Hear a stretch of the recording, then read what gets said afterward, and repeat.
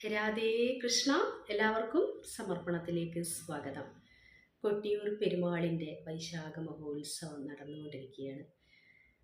കേരളത്തിൽ എവിടെയും ഇങ്ങനെ പ്രകൃതിയുമായി ചേർന്ന് പ്രകൃതിയും ഈശ്വരനും ഒന്നിച്ചലിഞ്ഞു ചേർന്നിരിക്കുന്നത് പോലുള്ള ഒരു വിശേഷമായ കുറേ ആചാരാനുഷ്ഠാനങ്ങൾ നമ്മൾ വർണ്ണവ്യവസ്ഥയും ഒക്കെ പറയും. അതായത് ബ്രാഹ്മണന്മാർ മുതൽ അങ്ങ് ആദിവാസിയായ ഒറ്റപ്പിലാൻ വരെ വലിയ സ്ഥാനം അലങ്കരിക്കുന്ന എല്ലാ ജാതി വർണ്ണങ്ങളും കൂടി ചേർന്ന് ഓരോരുത്തരും ഓരോ സ്ഥാനികരായി അവിടെ പർണശാലകൾ കെട്ടി നമ്മൾ പണ്ട് പുരാണങ്ങളിലൊക്കെ പറഞ്ഞിട്ടുള്ളതാണ്, കേട്ടിട്ടുള്ളതാണ്. ഇലകളും മുളകളും ഒക്കെ കൊണ്ട് ഒരു ക്ഷേത്രങ്ങളും വർണ്ണശാലകളും ഒക്കെ ഉണ്ടാക്കുന്നത്. ശരിക്കും ബാവലിപ്പുഴയുടെ ഇരുകരകളിലായി അക്കരെ കൊട്ടിയൂരെന്നും ഇക്കരെ കൊട്ടിയൂരെന്നും ഉള്ള ആ അക്കരെ കൊട്ടിയൂരിൽ ഇത്തരം വർണ്ണശാലകളാണ് ഉള്ളത്. ശരിക്കും ആ മഹാദേവൻ്റെ സ്ഥാനവും അമ്മാറത്തറയും ഒക്കെ ഒരു ഓലക്കുട കൊണ്ട് മറച്ച് പ്രകൃതി തന്നെ. ശരിക്കും ഈ വൈശാഖ മാസം എന്ന് പറയുന്നത് നിറയെ മഴ നനഞ്ഞ് ആ മഴയിൽ കുളിച്ച് ആ ബാവലി പുഴയിൽ മുങ്ങിക്കുളിച്ചാണ് നമ്മൾ ഓരോരുത്തരും ആ വെള്ളത്തിലൂടെ ആ തിരുവഞ്ചിറയിലൂടെ നടന്നുകൊണ്ട് പ്രദക്ഷിണം ചെയ്ത് ശരിക്കും പ്രകൃതിയെയും ഭഗവാനെയും നമ്മൾ ഒന്നിച്ചനുഭവിക്കുന്ന ഒരു വേറെ തന്നെ ഒരു അനുഭൂതിയാണ്. ശരിക്കും നമ്മുടെ ഉള്ളിൽ തന്നെ നമ്മൾ ആവാഹനം നടത്തുകയാണ് ചെയ്യുന്നത്. ദക്ഷയാഗ കഥയുമായി ബന്ധപ്പെട്ടാണ് അവിടെ ആ ഒരു അക്കരെ കൊട്ടിയൂരിലുള്ള ദേവസ്ഥാനം അത് ദക്ഷയാഗ ഭൂമിയാണ് എന്നാണ് പറയുന്നത്.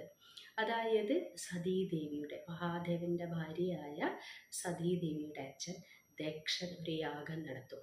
ദക്ഷന് മഹാദേവന് ഒരു തരത്തിലും ഇഷ്ടമുണ്ടായിരുന്നില്ല മകൾക്ക് കല്യാണം കഴിച്ചു കൊടുക്കാൻ. കാരണം ചുടല വസ്ത്രം അണിഞ്ഞ് ജടാവൽക്കലനായി പുലിത്തോലുമിട്ട് നാഗങ്ങളെ ആഭരണമാക്കിയ അങ്ങനെ നടക്കുന്ന ഒരാൾക്ക് തൻ്റെ മകളെ കല്യാണം കഴിച്ചു കൊടുത്തതിൽ ദക്ഷന് ഒരു ഇഷ്ടവും ഉണ്ടായിരുന്നില്ല. പക്ഷെ അതുകൊണ്ട് തന്നെ ഈ ദക്ഷൻ യാഗം നടത്തുമ്പോൾ എല്ലാ ദേവീദേവന്മാരെയും ക്ഷണിക്കും. പക്ഷേ മഹാദേവനെ മാത്രം ക്ഷണിക്കുകയുണ്ടായില്ല. അപ്പം സതീദേവി ഇത് ദേവതകളുടെ അടുത്ത് നിന്ന് അറിഞ്ഞിട്ട് ഭർത്താവ് സമ്മതിക്കുകയല്ല, വലിയ താല്പര്യമൊന്നും ശിവൻ കാണിച്ചിട്ടുണ്ടായിരുന്നില്ല പോകുന്നതിൽ. നിനക്ക് എന്തെങ്കിലും അപമാനം അവിടെ നിന്ന് ഏൽക്കുന്നൊക്കെ പറഞ്ഞിട്ടും അത് എന്നെ ക്ഷണിച്ചില്ലെങ്കിലും എൻ്റെ അച്ഛൻ്റെ വീടാണത്, അച്ഛൻ നടത്തുന്ന സ്ഥലത്തേക്ക് എനിക്ക് പോകാനുള്ള എല്ലാ അവകാശവും അധികാരവും ഉണ്ട്, എന്നെ ക്ഷണിക്കണമെന്നൊന്നുമില്ല എന്നും പറഞ്ഞ് അങ്ങനെ സതീദേവി അവിടത്തേക്ക് പോവുകയാണുള്ളത്. അങ്ങനെ അവിടെ എത്തിയ സമയത്ത് എന്ന് പറഞ്ഞു കഴിഞ്ഞാൽ ദക്ഷനോ അല്ലെങ്കിൽ ബാക്കിയുള്ള ആരും ഒരു തരത്തിലും ഗൗനിക്കാത്തത് കണ്ടിട്ടും തൻ്റെ ഭർത്താവിന് ഭാഗം കൊടുക്കാത്തത് കിട്ടും. കാരണം ത്രിമൂർത്തികളിൽ ഒരാളാണ് മഹാദേവൻ. അപ്പം ഇതിൽ വളരെ സങ്കടമായിട്ട് സതീദേവി യാഗാഗ്നിയിലേക്ക് എടുത്ത് ചാടിയിരുന്നു. തൻ്റെ ശരീരത്തിൽ നിന്ന് തന്നെ അഗ്നിയെ ജ്വലിപ്പിച്ചുകൊണ്ട് ആ യാഗാഗ്നിയിലേക്ക് എടുത്ത് ചാടിയത്. ഇതറിഞ്ഞ മഹാദേവൻ അത്യന്തം കോപാകുലനായി വന്ന ആ ദേവിയെ വെളുത്തി പ്രപഞ്ചം മുഴുവൻ ഓടുന്നുണ്ട്. ശരിക്കും മഹാദേവൻ്റെ പ്രണയം എന്ന് പറയുന്നത് തൻ്റെ ശരീരം തന്നെ അർദ്ധാംഗിനിക്ക് നൽകിയവൻ. അത്രത്തോളം സങ്കടം ആ ഭഗവാന് പോലും ആ വിരഹ ദുഃഖം താങ്ങാൻ കഴിഞ്ഞില്ല എന്ന് പറയുന്നത്. അപ്പം വിഷ്ണു ഭഗവാൻ ദേവിയുടെ ശരീരം 56 കഷ്ണങ്ങളായിട്ട് അങ്ങനെ ഈ ഭൂമിയിൽ 56 സ്ഥലങ്ങളിൽ 56 ശക്തിപീഠങ്ങളുണ്ട്. ദേവിയുടെ ഓരോ ഭാഗങ്ങളും വന്നു ചേർന്ന സ്ഥലം. അപ്പം ഭഗവാന്റെ ശരീരത്തിൽ നിന്ന് വീരഭദ്രൻ ഉണ്ടാവുകയും ഭൃഗുമുനിയുടെ താടിയൊക്കെ പറിച്ച് കളഞ്ഞ് ദക്ഷൻ്റെ തലയൊക്കെ വെട്ടി ആ വാളാണ് മുതിരേരിയിൽ ചെന്ന് വീണതെന്നും ആ ഭൃഗുമുനിയുടെ താടി പറിച്ചെറിഞ്ഞത് കൊണ്ടാണ് ഇപ്പം നമുക്ക് അവിടെ ഒരു പ്രസാദമായിട്ട് കിട്ടുക എന്ന് പറഞ്ഞു കഴിഞ്ഞാൽ നിങ്ങൾക്കറിയാം ഓടപ്പൂക്കളാണ്. അതായത് വെള്ള കളറിൽ ഓടപ്പൂക്കൾ, ഈ മുളന്തണ്ടുകൾ ഇങ്ങനെ ചീകി ഇരുമ്പ് ചീർപ്പ് കൊണ്ട് ചീകി തല്ലി ഇതാക്കിയിട്ടാണ് അവിടെ ഓടപ്പൂക്കൾ. എല്ലാവരും വീടിൻ്റെ മുമ്പിൽ ഈ ഓടപ്പൂക്കൾ കൊട്ടിയൂർ പോയി കഴിഞ്ഞ് കഴിഞ്ഞാൽ പ്രധാന പ്രസാദമായിട്ട് അത് വാങ്ങിച്ചു കൊണ്ടൊന്ന് തൂക്കിയിടുന്നത് ഉണ്ട്. വേറെ എവിടെയും നമ്മൾ കണ്ടിട്ടില്ല അങ്ങനെ ഓടപ്പൂക്കൾ പ്രസാദമായി കിട്ടുന്നതും. അവിടെയുള്ള എല്ലാ ആചാരങ്ങൾക്കും വ്യത്യാസമുണ്ട്. അങ്ങനെ ഈ യാഗഭൂമിയിൽ സ്വയംഭൂവായ ലിംഗത്തിൽ അവിടെയുള്ള കുറിച്യൻ വന്നിട്ട് ആദിവാസി വിഭാഗം വന്നിട്ട് അരിവാളിന് മൂർച്ച കൂടിയപ്പം അതിൽ നിന്ന് ധാരധാരയായിട്ട് രക്തം വന്നു. അപ്പം പെട്ടെന്ന് തന്നെ ഓടി അതിൻ്റെ അപ്പുറത്ത്, അതായത് അക്കരെ, ഇന്നത്തെ അക്കരെ കൊട്ടിയൂർ പടിഞ്ഞീറ്റൻ നമ്പൂതിരിയുടെ ഇല്ലമാണ്.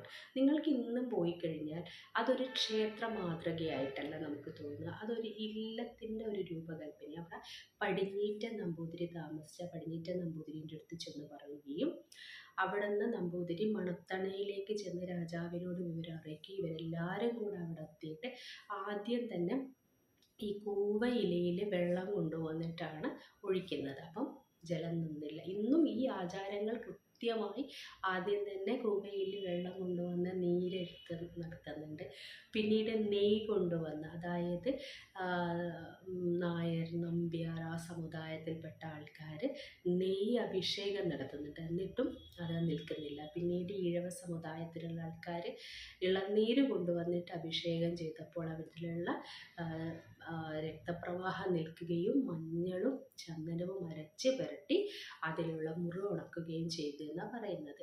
അപ്പം അവിടെ നോക്കുമ്പോൾ ദേവിയുടെയും മഹാദേവൻ്റെയും വലിയൊരു ശക്തി ചൈതന്യമുള്ള ദക്ഷയാഗഭൂമിയാണെന്ന് കാണുകയും അവിടെ ഒരിക്കലും ക്ഷേത്രമല്ലാതെ അമ്മാറത്തറയായിട്ട് ഒരു സ്വയംഭൂ ലിംഗമായിട്ടും, ശരിക്കും ചുറ്റും പർണശാലകളാണുള്ളതെങ്കിലും ഇതിൻ്റെ മുകളിലൊന്നും തന്നെ പ്രകൃതി തന്നെയാണ്. വെള്ളം, മഴവെള്ളം, വെയിൽ അങ്ങനെയായിട്ട്. അപ്പം ബാക്കിയുള്ള 11 മാസക്കാലവും ഒറ്റപ്പിലാൻ എന്ന് പറയപ്പെടുന്നു. അതായത് ആദ്യമായി കുറിച്യൻ രക്തം അരിവാള് മൂർച്ച കൂട്ടിയപ്പോൾ രക്തം വന്ന ആ കുറിച്യരുടെ പരമ്പരയിൽപ്പെട്ട ഒറ്റപ്പിലാൻ എന്ന് പറയുന്ന ആളാണ് അവിടെ 11 മാസവും കയറാനുള്ള അധികാരമുള്ളൂ. ബാക്കി 1 മാസം മാത്രം, അതായത് ഈ വൈശാഖ മാസമാണ് നമ്മളൊക്കെ അവിടേക്ക് പോയിട്ട് ദർശനം നടത്താനുള്ള അധികാരമുള്ളൂ. ആദ്യമായി അവിടെ എല്ലാ നീതിക്കും കൊടുക്കാനുള്ള അവകാശം ഒറ്റപ്പിലാനാണ്.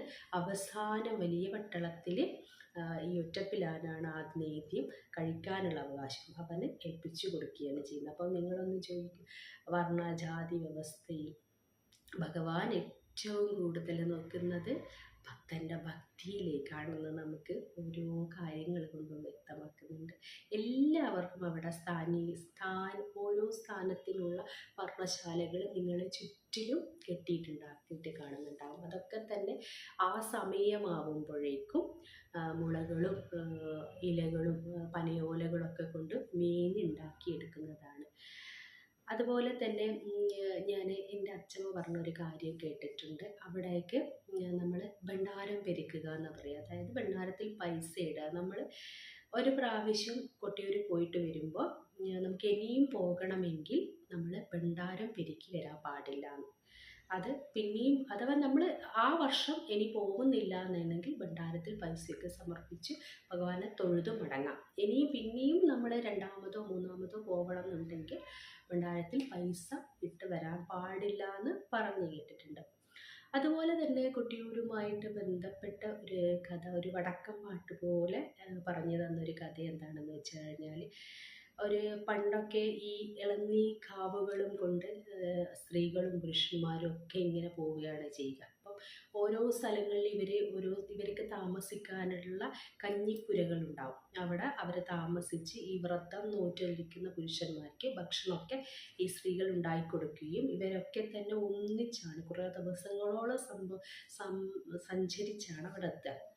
അപ്പം ഈ വടക്കൻ പാട്ടിൽ പറയുന്നത് ഒരു പെൺകുട്ടി, അതായത് ഋതുമതിയാവാൻ എത്തിയ ഒരു പെൺകുട്ടി പെട്ടെന്ന് തന്നെ ഋതുമതിയാവുകയും ആങ്ങളയുടെ ഭാര്യ, അതായത് സഹോദരൻ്റെ ഭാര്യയോട് എനിക്ക് ഇങ്ങനൊരു സംഭവം ഉണ്ട് എന്ന് പറഞ്ഞപ്പോൾ ഈ സഹോദരൻ്റെ ഭാര്യ കുറച്ചൊരു കുട്ടിലതയും ദുഷ്ടത്വരും വളരെ അറ്റമുള്ള ഒരാളായത് കൊണ്ട് തന്നെ ഇവർക്ക് പാവം വരട്ടെ എന്ന് വിചാരിച്ചിട്ടോ ഓരോ സ്ഥലത്തെത്തുമ്പോൾ ഈ കുട്ടി ചോദിക്കുന്നുണ്ട്, പിന്നെ പുഴ കടക്കുമ്പോൾ, ഓരോ മല കയറുമ്പോഴൊക്കെ ഇത് പാടുണ്ടോ ചേച്ചി, ഇങ്ങനെ ഞാൻ വരാൻ പാടുണ്ടോ, ഇതെന്തെങ്കിലും ദോഷമുണ്ടോ? കാരണം ആദ്യമായിട്ട് ഋതുമതിയായ ഒരു കുട്ടിക്ക് ഒന്നും അറിയാൻ പാടുണ്ടായിരുന്നില്ല.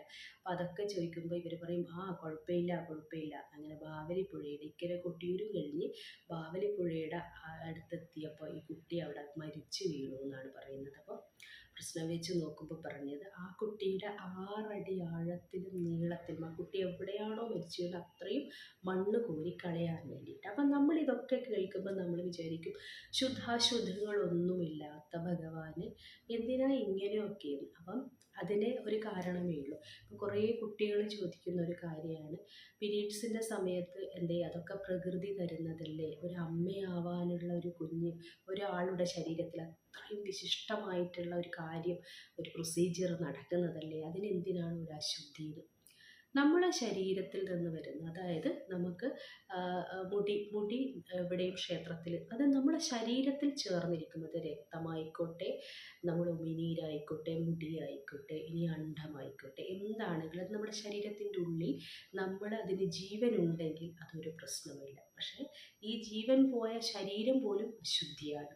അതായത് രക്തം നമുക്ക് ചുറ്റമ്പലത്തിൻ്റെ അമ്പലങ്ങളിൽ വീഴാൻ പാടില്ല, മുടി വീഴാൻ പാടില്ല, ഉമിനീര് തുപ്പൽ ഉണ്ടാവാൻ പാടില്ല. ഇതൊക്കെ അശുദ്ധിയായിട്ടാണ് കാണുന്നത്. അതുപോലെ തന്നെ നമ്മൾ സ്ത്രീകൾക്ക് എന്ന് പറഞ്ഞു കഴിഞ്ഞാൽ പണ്ട് കാലങ്ങളിലൊക്കെ ഈ അശുദ്ധി, അതായത് പീരീഡ്സ് വന്നു കഴിഞ്ഞാൽ ശരിക്കും നല്ല സുഖമായിട്ട് വിശ്രമം നൽകുമായിരുന്നു. കഠിനമായ ജോലികൾ, കഠിനമല്ല ജോലികളിൽ നിന്നൊക്കെ മാറ്റിയിട്ട് അവർക്ക് ഒരു ജോലിയും ചെയ്യാണ്ട് വിശ്രമം കൊടുക്കുമായിരുന്നു. അവർക്കുള്ള ഭക്ഷണം വെള്ളമൊക്കെ വേറൊരാൾ കൊണ്ടു കൊടുക്കുമായിരുന്നു. അവർ താമസിക്കാൻ വേറെ തന്നെ റൂമും കാര്യങ്ങളൊക്കെ കൊടുത്ത് അവർ വെറുതെ ഇങ്ങനെ ശരിക്കും ഒരു നല്ല വിശ്രമം അവർക്ക് കിട്ടുമായിരുന്നു. ഇന്നിപ്പം ഗവൺമെൻറ് പോലും നമുക്ക് ഈ ഒരു സമയങ്ങളിൽ ലീവ് വേണം, സ്ത്രീകൾക്ക് വിശ്രമം ആവശ്യമാണ്, അത്യാവശ്യമാണെന്ന് എന്താ പറയുക, ഗവൺമെൻറ് പോലും പറഞ്ഞു തുടങ്ങി. അപ്പം അത്രയും എല്ലാവരും അംഗീകരിച്ചു. കഠിനമായ ജോലികളൊന്നും ചെയ്യാൻ പാടില്ല, ജിമ്മിൽ പോകാൻ പാടില്ല, എക്സസൈസ് ചെയ്യാൻ പാടില്ല. ഇതൊക്കെ നമ്മൾ പണ്ടും ചെയ്തുകൊണ്ടിരുന്ന കാര്യമാണ്. അത് നമുക്ക് മോശമായി, നമ്മുടെ ശരീരം മോശമായത് കൊണ്ടല്ല, നമ്മുടെ ശരീരത്തിൽ അത്രയും എന്താ പറയുക, വളരെ ഹോർമോണിൻ്റെ ഒരു ഇതും നമ്മുടെ ശരീരം വിശ്രമം ആവശ്യപ്പെടുന്നതും നമ്മുടെ അണ്ഡം അത് പൊട്ടി വിസർജിച്ച് പോകുമ്പോൾ ഉണ്ടാവുന്ന നമുക്ക് ശാരീരികമായ വേദനകളും മാനസികമായ മൂഡ് സ്വിങ്സ് ഉണ്ടാവും. ഇതുകൂടാതെ നമ്മളെ എനർജി ലെവൽ വളരെ നെഗറ്റീവായിട്ടുണ്ടാവും. അപ്പം ആ ഒരു സമയങ്ങളിൽ നമ്മൾ എങ്ങനെ ഭഗവാന്റെ മുമ്പിൽ പോയിട്ട് പ്രാർത്ഥിച്ചാലും നമ്മളെ എനർജി നമുക്കെപ്പോഴും ബൂസ്റ്റപ്പ് ആവുക ചെയ്യേണ്ടത്. നമ്മൾ ഡൗണായി എല്ലാ തരത്തിലും നെഗറ്റീവ് ഒരു ഇതിലാണ് നമ്മൾ വൈബ്രേറ്റ് ചെയ്യുന്ന ഒരു സമയമാണത്. അപ്പം ഇതുകൊണ്ടാണ് നമ്മൾ ആ സമയങ്ങളിൽ ക്ഷേത്ര ദർശനം ചെയ്യാൻ പാടില്ല എന്ന് പറയുന്നത്. ചിലപ്പോൾ നമ്മൾ വിചാരിക്കും ഈ പെൺകുട്ടിക്ക് എന്തേ ഭഗവാൻ കണ്ടില്ലേ, ഒന്നും അറിയാത്തൊരു കുട്ടിയെ എന്തിനില്ലാണ്ടാക്കി.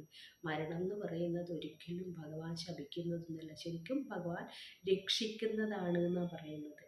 ഭഗവാൻ ഈ സംസാര സാഗരത്തിൽ ഇത്രയും ബുദ്ധിമുട്ടിയിട്ട് ഈ കുട്ടി എന്തിനാ കഴിയുന്നതെന്ന് വിചാരിച്ച് ഭഗവാൻ തന്നെ ആ കുട്ടിയെ എടുത്തിട്ട് ഇനി നല്ലൊരു ജന്മത്തോടു കൂടി അനുഗ്രഹം കൊടുക്കാനോ ഭഗവാനിലേക്ക് ചേർക്കാനോ ഭഗവാൻ നിശ്ചയിച്ചിട്ടുണ്ടാവുമായിരിക്കും. എന്തായാലും മരണം എന്ന് പറയുന്നത് ഒന്നിൻ്റെയും അവസാനമല്ല, ഒരു പക്ഷേ ഒരു രക്ഷപ്പെടൽ കൂടിയായിരിക്കും. കാരണം അത്രയും ബുദ്ധിമുട്ടി കഷ്ടപ്പെട്ട് ഈ ഭൂമിയിൽ നിൽക്കുന്നത് കാണുമ്പോൾ ഭഗവാൻ വിചാരിക്കും, വാ നീ വന്നോളൂ, ഞാൻ നിന്നെ രക്ഷിക്കാം, ഞാൻ നിനക്ക് ഇതിലും നല്ലത് കൊണ്ട് തന്നു തരാം, ഈ ജന്മം ഇതങ്ങനെ അങ്ങ് അവസാനിക്കട്ടെ എന്ന്. അത് ഭഗവാന്റെ ഒരു രക്ഷപ്പെടുത്തലാണ്, അല്ലാതെ മരണം ഒന്നിൻ്റെയും അവസാനമല്ല.